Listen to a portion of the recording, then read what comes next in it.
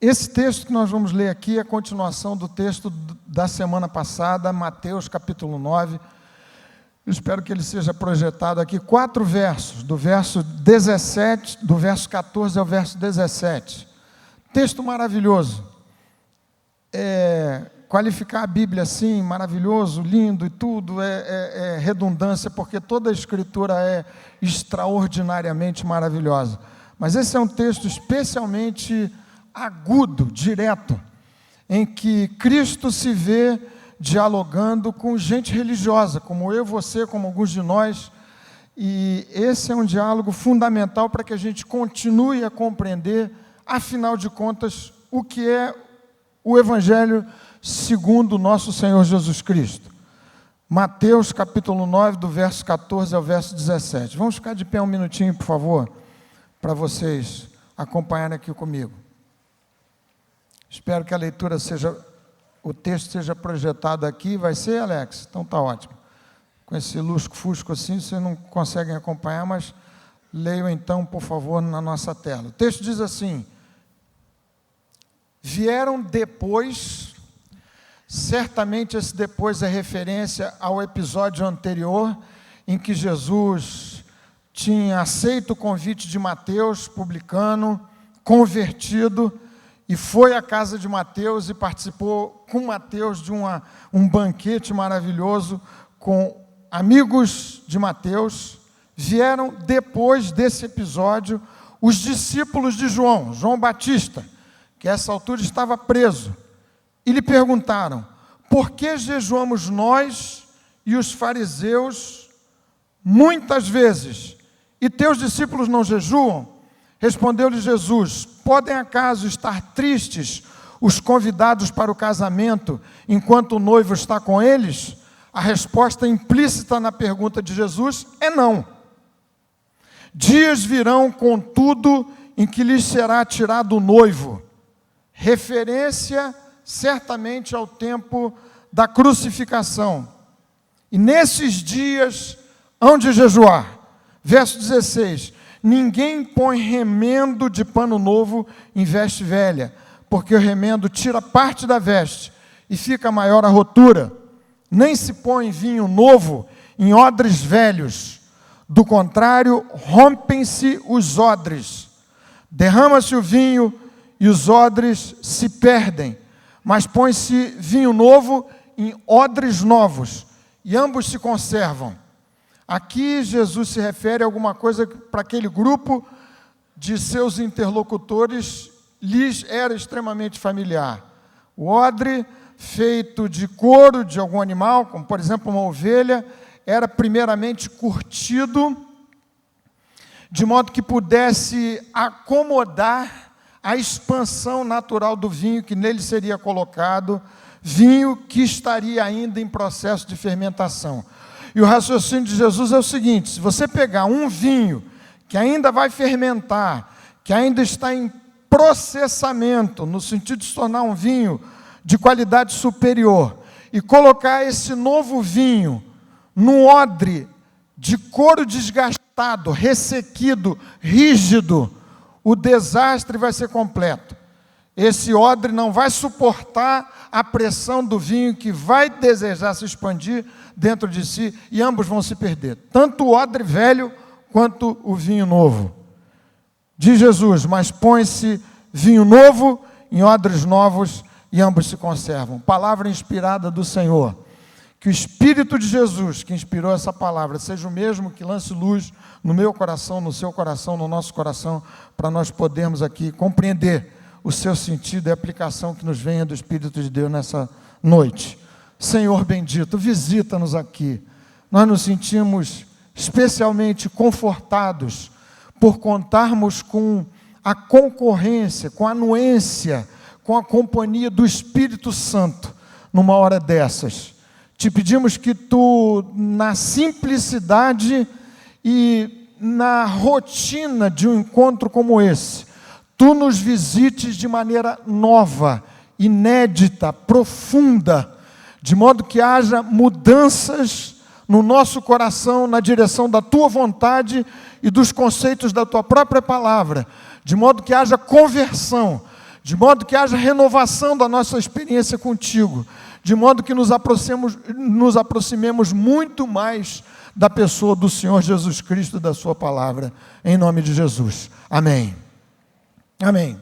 Se você concordou com a minha oração, você pode dizer amém. Amém. Muito obrigado. Gente amada, esse texto, como lhes falei, é o conflito, o diálogo entre formas alternativas de se buscar a Deus, porque afinal de contas aqui estavam discípulos de João Batista, gente religiosa, gente que estava procurando a Jesus de alguma forma. Um pouco antes, Jesus tinha tido um diálogo bem intenso com fariseus, também representantes de uma forma de busca de Deus, de uma forma de religião. Agora, os discípulos de João Batista, preso, buscam diretamente a Jesus, com uma questão e com uma pergunta. Esse texto apresenta para o meu coração, em primeiro lugar, o que eu quero destacar aqui para vocês, entre muitas outras lições, mas em primeiro lugar, riscos que rondam a vida e o coração e a experiência de gente religiosa, como eu e como você, como nós. Se a gente não tivesse nenhum tipo de religiosidade, nenhuma expectativa de encontrarmos a Deus num momento assim, numa hora assim, muito provavelmente a gente estaria em outro lugar. Possivelmente no Maracanã, perdendo seu tempo lá, vendo uma partida de péssima qualidade, especialmente se o Fluminense estiver jogando. Mas, enfim, seja como for, você é religioso, por definição, porque você está num lugar tal como esse. Há perigos e riscos que rondam a vida de gente como nós, que buscam a Deus num templo como esse. E eu quero anunciar aqui 2 ou 3 desses perigos que saltam aos olhos nesse texto aqui, para em seguida apresentar aquilo que Jesus confirma do seu evangelho, que são verdades muito constrangedoras, que são inconvenientes, que são incômodas, mas que são enunciadas aqui segundo o próprio Jesus, o dono do evangelho, ele mesmo, o evangelho segundo o nosso Deus e Pai. O primeiro desses riscos que rondam a vida dos religiosos é que eu posso começar bem essa minha jornada em direção a uma experiência profunda com Deus e terminar essa jornada muito mal. Era o caso de alguns dos discípulos de João, que começaram bem, afinal de contas, João Batista veio como precursor de Cristo. E o tempo todo o ministério de João era apontando para Jesus. Esses discípulos de João haviam, nessa altura da sua rota na direção de uma experiência profunda com Deus, se perdido. Você pode começar bem e terminar mal a sua jornada na direção de Deus. Vieram depois, o texto diz, os discípulos de João, com uma pergunta, com uma questão que revelava o distantes eles estavam do conteúdo essencial do Evangelho de Jesus, ainda que estivessem fisicamente bem perto de Jesus. Você pode começar bem a sua jornada espiritual e terminá-la muito mal, se perder pelo caminho. Paulo, escrevendo aos Gálatas, no capítulo 5, no verso 4, ele se espanta com o descaminho de um grupo que começou muito bem. E diz assim, ó Gálatas insensatos, vós corrieis bem, quem vos impediu de continuar a desobedecer a verdade? Por que vocês se perderam? Onde foi que vocês se perderam? Nesse sentido, eu preciso tomar cuidado, e aqui digo metaforicamente, obviamente, eu não me contentar em ser um discípulo de João. Era ótimo acompanhar João Batista. Afinal de contas, o próprio Jesus disse que entre os nascidos de mulher não havia um da estatura de João Batista. Mas o que resolve a sua vida, o que resolve a minha vida, o que determina o destino eterno da minha alma, é um encontro com o Senhor Jesus Cristo e não com João Batista. E assim é que muita gente boa, gente religiosa, gente sincera no seu propósito de encontrar Deus, se perde nos seus descaminhos. Também no sentido do que o texto nos apresenta. É falsa a afirmação corrente de que todos os caminhos conduzem a Deus. Não. Segundo as Escrituras, nem todos os caminhos conduzem a Deus. Aliás, só há um caminho, só uma verdade, só uma vida. É Jesus, é o Senhor Jesus Cristo. Eu preciso me perguntar, e essa é uma excelente oportunidade, se eu, religioso como sou, crente, membro da Igreja Presbiteriana Betânia, ou sabe Deus qual é a sua experiência religiosa, se eu não estou me perdendo num caminho que não seja exatamente aquele que me leve ao encontro meu, face a face, pessoa a pessoa, com o Senhor Jesus Cristo. Segundo perigo que pode me assaltar, e que é perigo que ronda os religiosos, eu preciso ter todo cuidado com perguntas que me podem afastar de Jesus. O verso 11 é um verso que descreve e anuncia uma pergunta que os fariseus fizeram aos discípulos de Jesus. Por que o vosso mestre come com publicanos e pecadores? Agora, novamente, uma pergunta, dessa vez um pouco melhor, porque ao menos os discípulos de João tiveram a coragem de se dirigirem diretamente a Jesus. Mas eles perguntam outra vez, por que jejuamos nós, muitas vezes, assim como os fariseus, e os teus discípulos não jejuam? Você precisa tomar cuidado com certas perguntas que são colocadas por sua cabeça, por sua mente, pela vida e por Satanás, e que são perguntas que a gente poderia qualificar de manobras diversionistas do inferno, no sentido de desviar você da verdade que é o Senhor Jesus Cristo. Não que você não possa perguntar sobre essa vida, não que não haja questões honestas a serem colocadas diante de Deus por seu coração perplexo com as situações que a vida vai apresentar mais dia menos dia a você e que vão deixar você cheio de perguntas e de questões sérias e honestas. Mas você precisa ter cuidado com certas perguntas que podem ser uma desculpa, uma barreira, uma muralha interposta entre você e Jesus Cristo. Eu preciso ter essa atitude das crianças, que são extremamente curiosas. E aqui me permitam outra vez ilustrar a passagem com a vida do meu neto. Já falei para vocês, será que existe neto mais inteligente do que o Guilherme? Acho que não, certamente não. Pode ser que exista um parecido, que chegue juntinho e ele ganha no Photoshop do seu neto. Mas ontem mesmo, festinha de aniversário do Guilherme, e ele veio com uma questão para mim. Vovô, cadê aquele presente assim, o dinossauro com massinha e tudo que você comprou e tudo? E eu tentei explicar, Guilherme, olha só, deixei o presente lá em casa, porque você ia estar atolado de presente aqui, tanto presente, que certamente você não ia, né, amanhã você vai lá em casa, vai almoçar lá em casa e tudo, e aí eu te dou aquele presente. E o Guilherme ficou muito engasgado com aquela minha resposta. Né, ficou assim, meu irmão do meu lado falou, parece que ele não absorveu não encaixou não, saiu meio contrariado, sabe? Você tem muitas perguntas para serem colocadas diante do Pai Celeste, e via de regra, o seu descontentamento não tem exatamente a ver com o desacerto da resposta do seu Pai, do Deus Todo-Poderoso, mas é com a sua incapacidade, a minha, de compreender os desígnios soberanos do Pai, cuja mente está infinitamente acima da minha e da sua.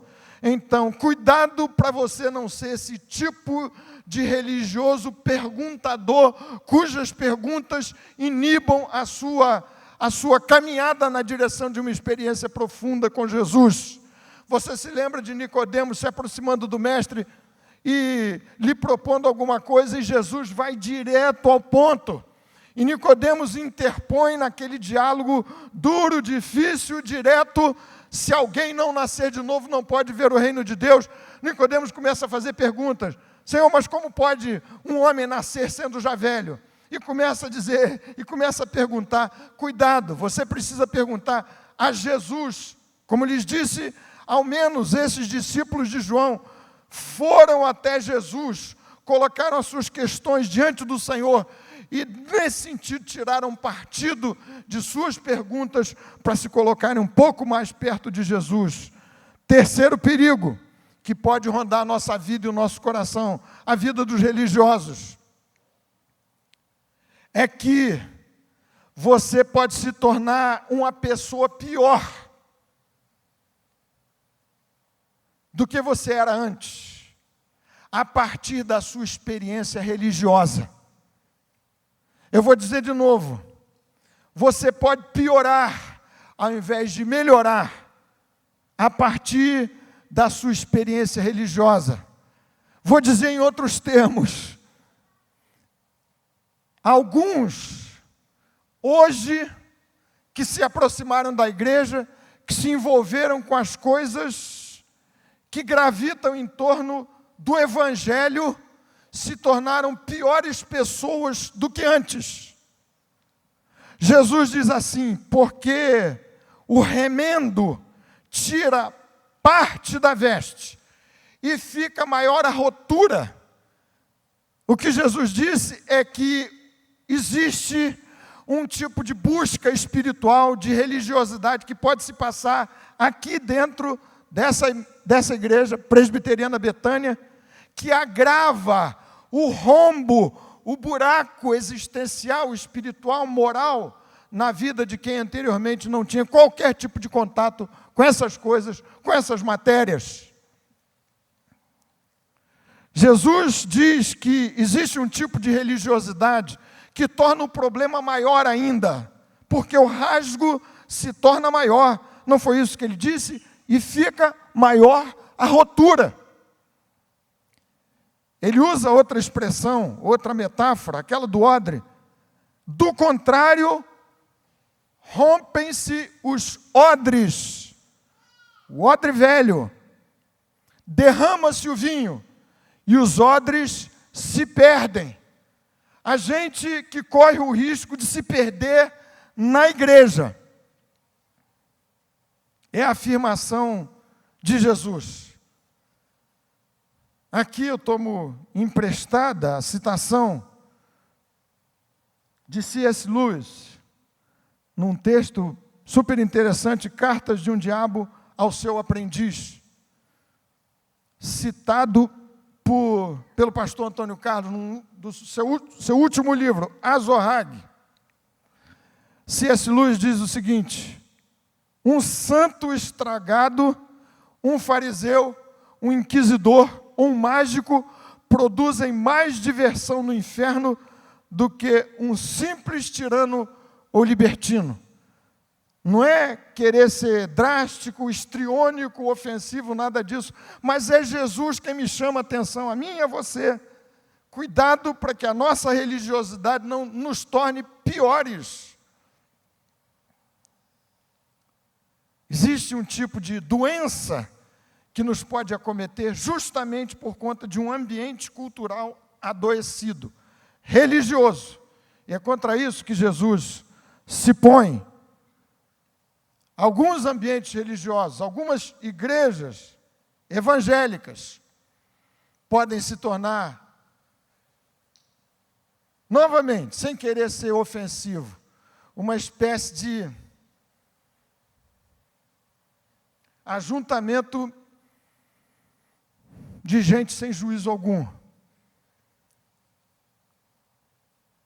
Você lê as cartas de Paulo aos Coríntios e verifica que Paulo denuncia alguém que dentro da igreja de Corinto, uma igreja do Senhor, manifestava um comportamento que, diz ele, do lado de fora não se vê uma tragédia espiritual, religiosa e moral, como se tem visto aí dentro.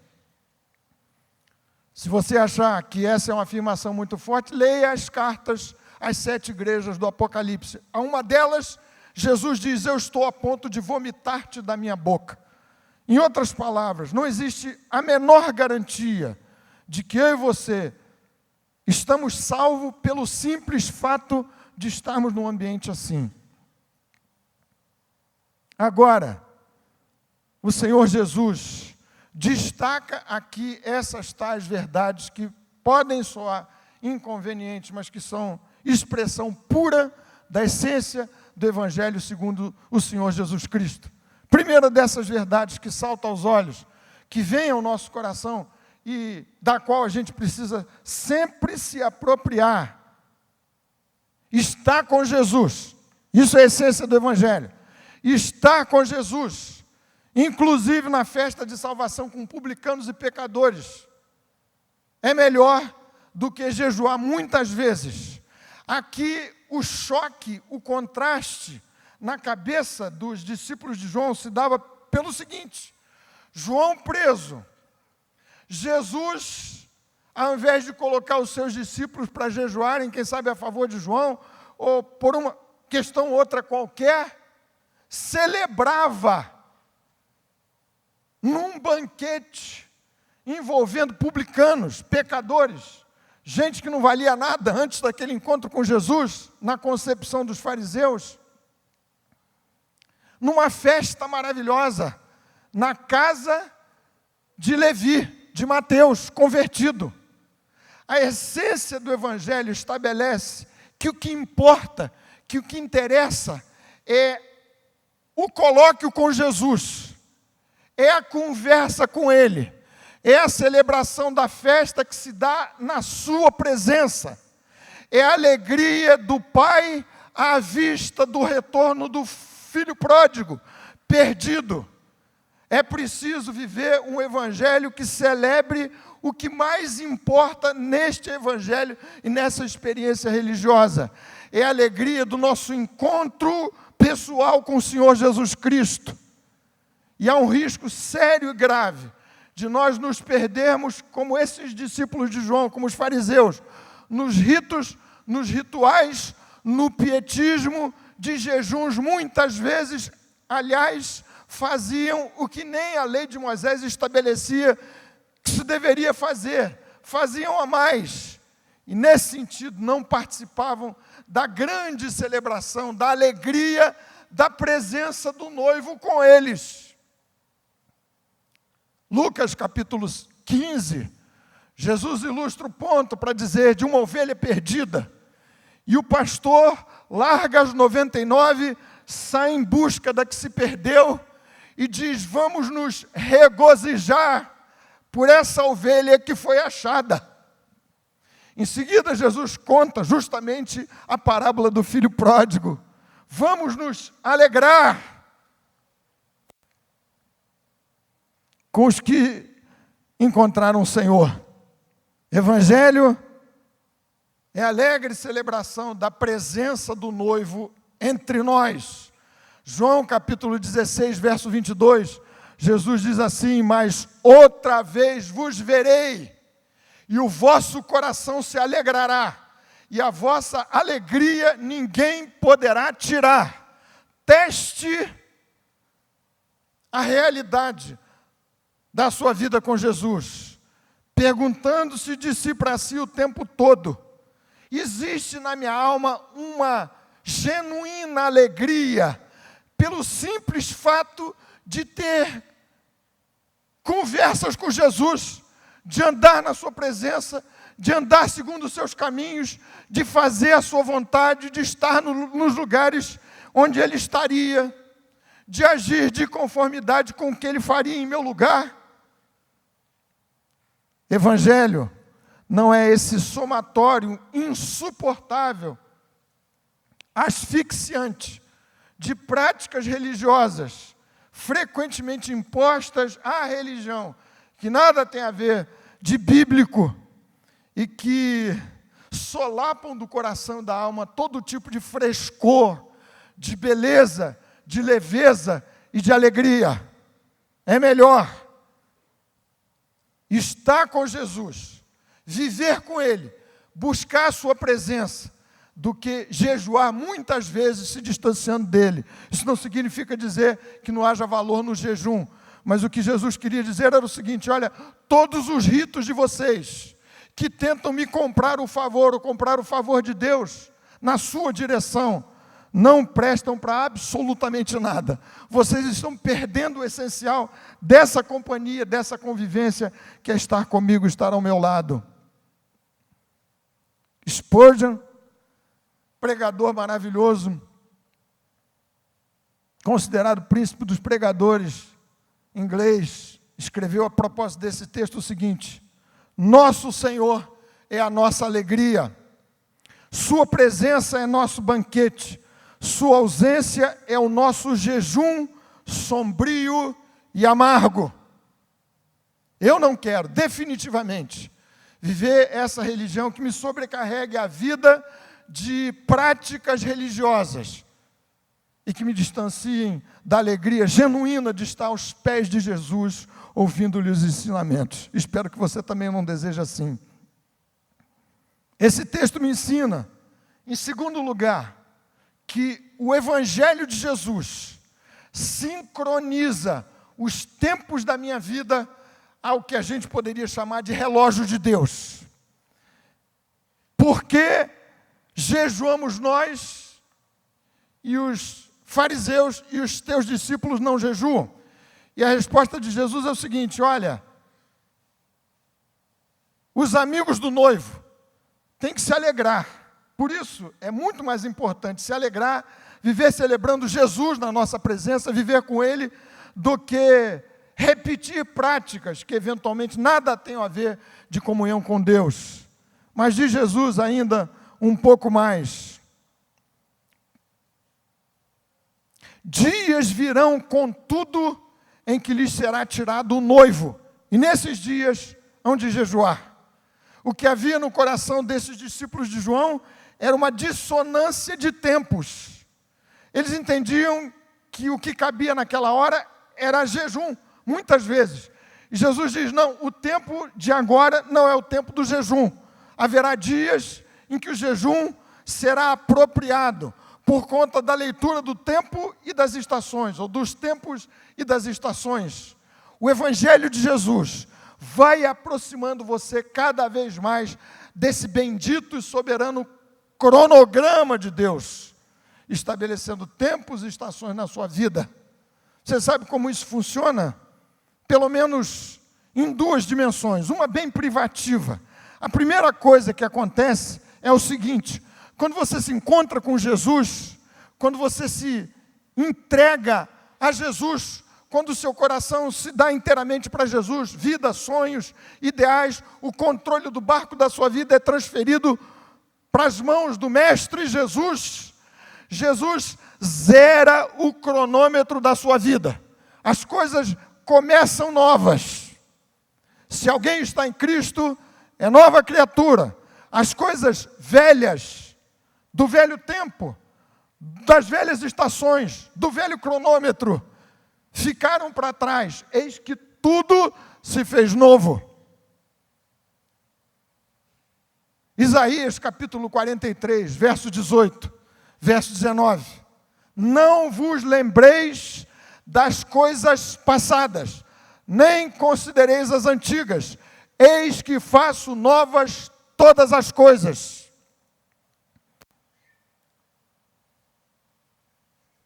Porventura não o percebeis? Eis que abro um caminho no deserto e rios no ermo. Se você se encontrar mesmo com Jesus, der sua vida a Ele, vai haver uma nova, bendita, extraordinária sintonia de tempos e estações.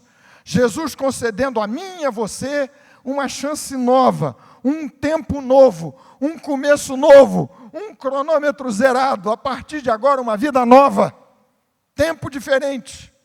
E além disso, a cada dia, você aprendendo a balancear os tempos de Deus no desenvolvimento da sua vida com Ele. Tempos de luta, tempos de tribulação.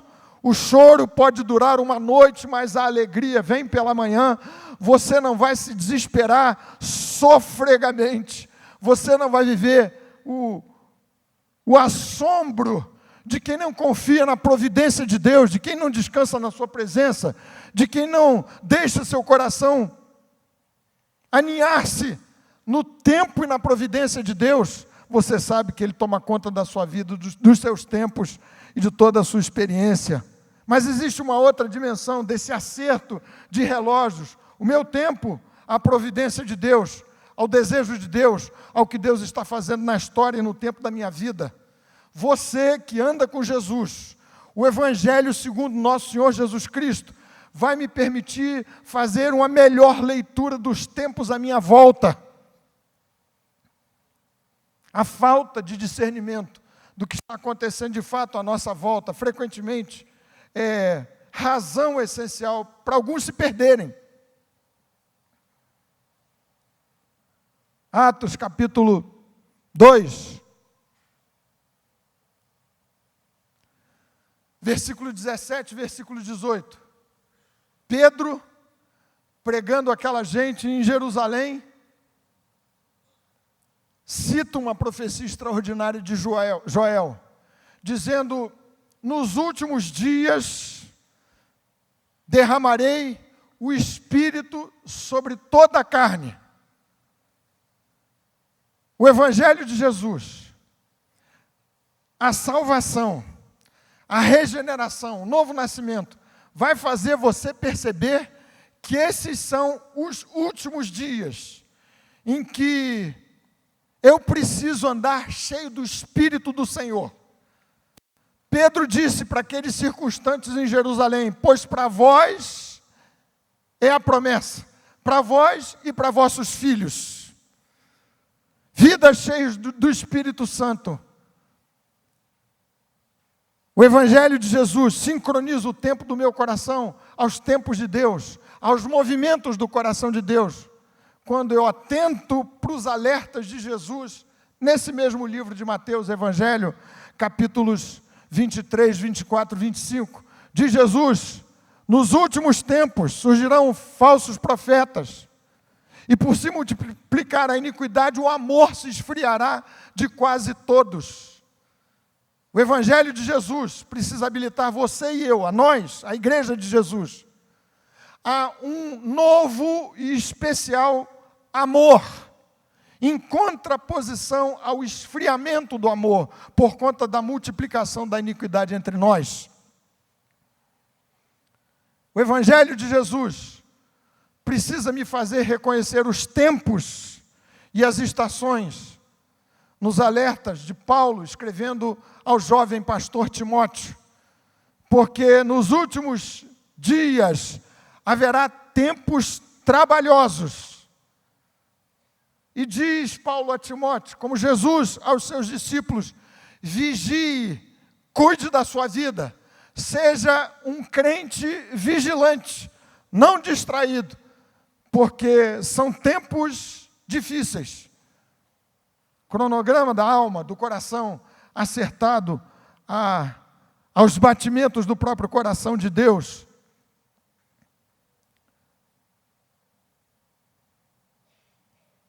Esse texto precioso destaca uma terceira verdade. Estar com Jesus é mais importante do que jejuar. Muitas vezes, primeira verdade anunciada aqui, o Evangelho sincroniza os tempos das nossas vidas com a providência de Deus, o relógio de Deus, a vontade de Deus. Mas também o Evangelho faz tudo novo. Ele não remenda o velho. O Evangelho faz tudo novo. Não remenda a velha vida. Ninguém põe remendo de pano novo em veste velha. Encontrar Jesus não é a evolução de uma certa experiência religiosa anterior a Jesus. Não é o desdobramento de um caminho que você vinha trilhando, mas é uma ruptura. É tudo novo. É um pano novo. São vestes novas. É uma ruptura drástica, em primeiro lugar, com o sistema religioso que emprestava valor à justiça própria, aos ritos, ao jejum repetido, como instrumento e elemento de compra do favor de Deus e de absolvição das suas próprias culpas e fracassos. É roupa nova, as vestes novas de justiça. Isaías capítulo 61, verso 10, que o pastor Josué musicou. Regozijar-me-ei muito no Senhor. A minha alma se alegra em Deus, meu Salvador, porque me cobriu de mantos de justiça e me envolveu de mantos de justiça, alguma coisa assim, né, Josué? Repetir aqui 2 vezes o manto de justiça. Jesus me colocando roupa nova, vestes de justiça. Zacarias capítulo 3, passagem maravilhosa. O sumo sacerdote Josué, diante do anjo, o próprio Jesus, e o anjo diz para o sumo sacerdote Josué: tirai-lhe as vestes sujas. Eu vou colocar você vestindo finos trajes de gala. É a troca da velha vestimenta, do amor a si, sobre todos os outros amores, da justiça própria, pelas vestes da salvação pela graça em Jesus. Romanos capítulo 14, versículo 17, diz Paulo: porque o reino de Deus não consiste em comida nem bebida, mas justiça, a justiça que nos é imputada por Deus por meio da justiça de Jesus, paz e alegria no Espírito Santo.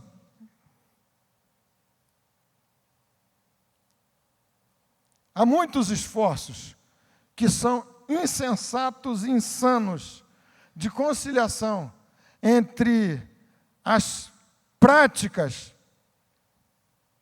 e as tradições religiosas de uma vida sem Jesus, de recomendações e de imposições que nada tem a ver com o Evangelho de Jesus e que podem nos fazer perder o ponto e o centro da experiência com o Mestre. O Evangelho de Jesus faz tudo novo, não remenda a velha vida. Quarta lição desse texto. Diz Jesus: não se põe vinho novo em odres velhos, mas põe-se vinho novo em odres novos. O vinho é o próprio Jesus. O vinho é o Evangelho de Jesus, que em síntese é o Senhor, o seu sacrifício, a sua obra completa na cruz do Calvário. Esse vinho precisa acomodar-se num coração maleável, elástico, de modo que você mude o tempo todo, acomodando em si essa bendita expansão do Espírito do Senhor dentro da sua vida e dentro do seu coração. 2 aos Coríntios, capítulo 5, capítulo 3, verso 17, verso 18. Que texto maravilhoso. Vale a pena a gente citar sempre. Ora, o Senhor é o Espírito. E onde está o Espírito, aí há liberdade. E todos nós, com o rosto desvendado, contemplando como por espelho a glória do Senhor, somos transformados de glória em glória, na sua própria imagem, como pelo Senhor, o Espírito. O Espírito de Deus, vivendo em você, morando em você, o Evangelho de Jesus, transpondo pelo poder de Deus, o Espírito Santo para fazer morada na sua vida, tem que encontrar em você um coração, uma vida disposta a ser maleável, no sentido de acomodar-se cada vez mais a essa bendita fermentação de Deus na sua vida. É o processo de santificação. Se a nova roupa da justiça trata especificamente da justiça que nos é imputada por Deus em Jesus, justiça de Jesus, para salvar você, fazer tudo novo, não dependendo das suas obras, esse odre novo, capaz de se expandir, é a sua disposição de a cada dia absorver essa bendita imagem da glória de Deus na sua própria experiência pessoal. E aqui você não pense que é alguma coisa fácil, simples, rápida, gente. Mudança é uma coisa complicada na vida da gente. Basta você pensar o seguinte: olha, se você vem aqui semanalmente, é provável que você esteja entre os 90% que não mudam de lugar. Daqui, depois de algum tempo, eu já sei, já consigo saber quem faltou ao culto de domingo de noite, pela razão simples de que ou está aqui ou então não veio. Se você, tanto quanto eu, tem dificuldade de mudar de lugar, não estou sugerindo que você mude, não tem problema nenhum você sentar no seu lugarzinho predileto, mas quanto mais esse trabalho diário, doloroso, sofrido, perpetrado pelo Espírito Santo na vida do crente, do que nasceu de novo, do que se converteu de fato, do que se entregou a Jesus, para mudar essa casca grossa que você tem, que eu tenho em mim, para fazer de você um homem, uma mulher novos em Cristo Jesus, nosso Senhor e nossa vitória. É um novo homem em Cristo, é uma nova mulher em Jesus. A cada dia, mudando. Odres novos, para acomodarem essa maravilhosa, santíssima fermentação do vinho do Evangelho de Jesus, o próprio Senhor morando no seu coração, na sua vida. Você se lembra da história de Pedro, apóstolo, cheio do Espírito Santo, batizado pelo Espírito Santo naquela memorável tarde do Pentecoste, cheio do Espírito Santo. Eu não estou falando do Pedro anterior, hesitante, vacilante, que negou a Jesus, do Pedro cheio do Espírito Santo. A luta que foi para Pedro compreender que deveria dirigir o Evangelho aos gentios, para Pedro vencer o seu preconceito, o racismo, tantas dificuldades pessoais, históricas, e a casa de Cornélio foi um sufoco. O Espírito Santo falando ao seu coração, dando a ele uma visão extraordinária, mudanças. Tempos depois, Pedro aparece sendo repreendido pelo apóstolo Paulo, por conta da mesma situação. Então, você já foi batizado no Espírito Santo, entregou sua vida a Jesus, que maravilha. Fale em línguas, ótimo, louve ao Senhor dessa forma tão especial. Mas não pense que a obra está acabada. Pelo fato de você ter recebido esse toque, essa bênção inicial, essa graça, há um longo caminho a ser percorrido. Os odres do seu coração precisam se esticar todos os dias, para você acomodar as virtudes da glória de Deus na sua vida e no seu coração. Não é um trabalho fácil, não é um trabalho fácil. Odres novos para vinhos novo. Há uma sugestão de que odres novos poderia representar uma nova forma de organização da igreja, de ministério da igreja em células. Ótima ideia. Porque a gente precisa evoluir, avançar, e cada vez mais, eu me convenço, mais 100%, 120%, 150%, 300% convencido de que o modelo de eclesiologia, de organização de igreja, para funcionar, para fazer a igreja crescer, para ter vitalidade, tem que ser de fato uma igreja em células, e nessa direção a gente marcha. Mas me parece que essa mudança é até, num certo sentido, trivial, fácil, relativamente ao essencial, que precisa mudar no meu coração, no seu coração. É referência a um coração capaz de absorver uma mudança profunda de caráter.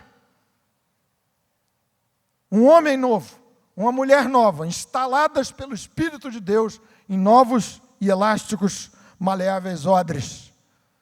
Nós vamos participar agora desse momento de ceia do Senhor, refletindo